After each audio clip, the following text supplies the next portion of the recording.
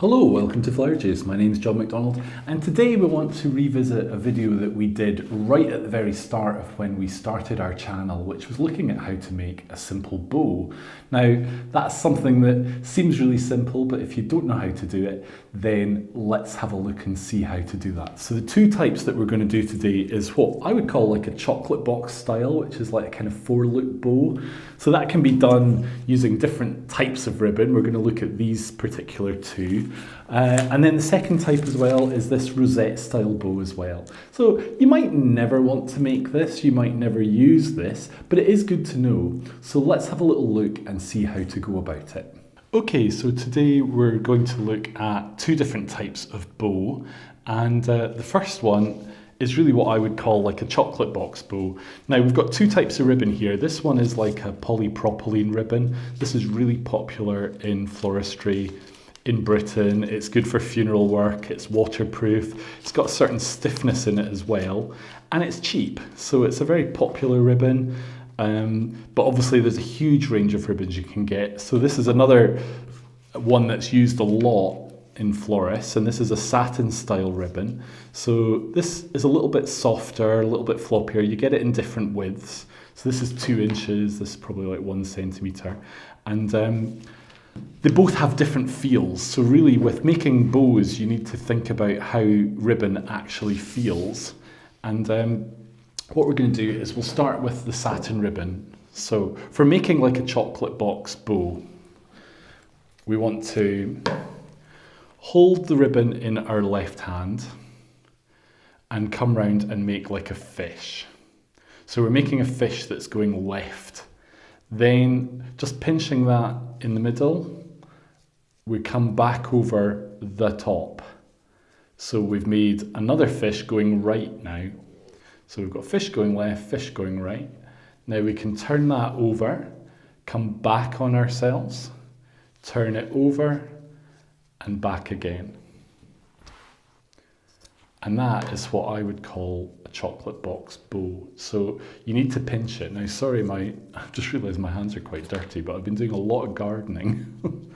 So what I'm using here is I'm using a wire. So just scrunching that centre and pinching it, we can turn it over and do a couple of twists on our wire. And that tightness that's in the middle is what's going to make our ribbon sit. So just to finish the ends, there's different ways we could do it. We could do it like this. Is quite nice. Or another way to end a ribbon is if you hold your ribbon and just cut it. So if you fold it in half and cut it, you can have like a different ending. So quite a traditional bow, but quite a nice bow. So this you could use, and you could use a thinner ribbon in the middle just to cover that.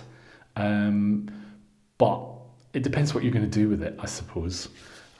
So just to go over that again then, we'll do this with the big ribbon. And essentially you're going to do a fishy to the left, so holding that and come behind.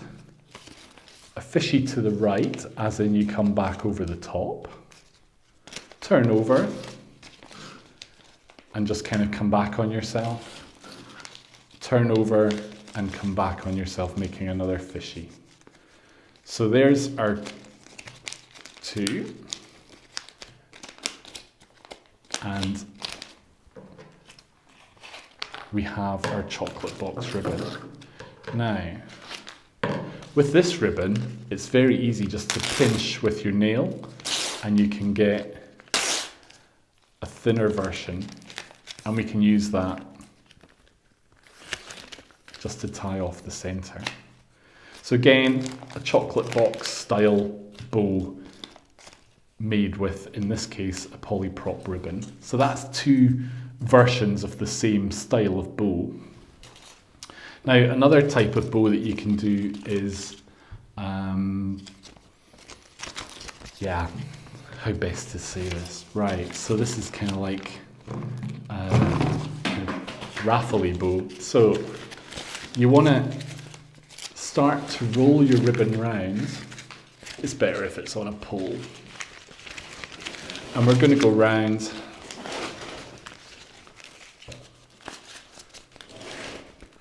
8 to 12 times is what you want on the actual turns. And now where this meets, we want to just cut it. So we want this to be nice and secure. So you can see both the ends are meeting there. Now you want that to be in the middle, and we fold that over. And then just give that a press at this end, and we're going to cut. So this is where you need to have good scissors that are sharp. And we definitely want to leave this bit uncut so that every single section that's there has not been cut. That's really important. If you cut it too much and you ruin that bit, you're not going to be able to get this bow. And we do the same on this end. So you could actually make these up in advance and leave them like this. The problem with this type of ribbon is it can get a little bit dusty, so it's good not to make it until you actually need it.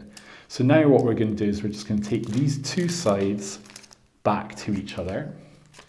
Now we'll take this tying ribbon,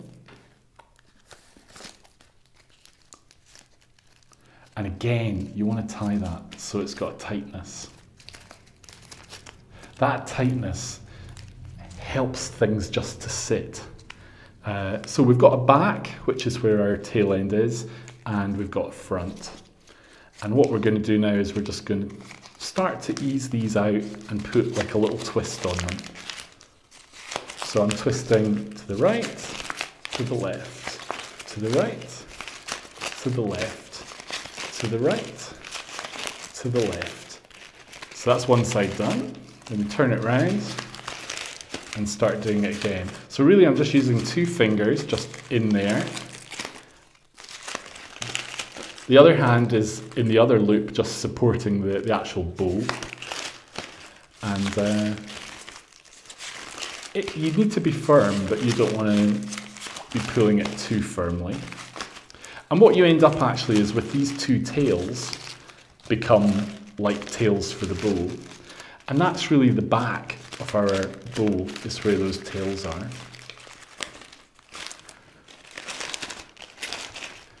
So I don't know what you would call this type of bow, more like a rosette style of bow, and you can just move these around a little bit if they need to be. Quite a nice way of doing it is maybe to use two ribbons, two different colours, and you get quite a nice effect by doing that. So if you're thinking about Christmas, then actually this is a great way of learning how to decorate your presents as well. And that is our bow. Now it is possible that you could add more tails with this as well. And this ribbon is really good. You can easily split it into different lengths, and you can easily curl it. So curling it, we just rub it on an angle across a blade, and you get a nice curl. And actually, if we find that we've over curled it, we can uncurl it by just going the other way. So it really is quite a useful ribbon. You can have big curls, you can have little curls, you can split this down and get different effects. Okay, well, thank you for watching today's video. I hope you found it useful and interesting, and it's always good to know how to make these simple bows. So whether you're making the chocolate box style or whether you're making the rosette style, then now you know how to do it. So thank you for watching. If you enjoyed today's video, then click here to subscribe, and we've got loads of videos that we've already made, but we've also got at least 1 or 2 coming every week from now on. So if you've not subscribed, please subscribe, and we hope to see you soon. Take care, bye.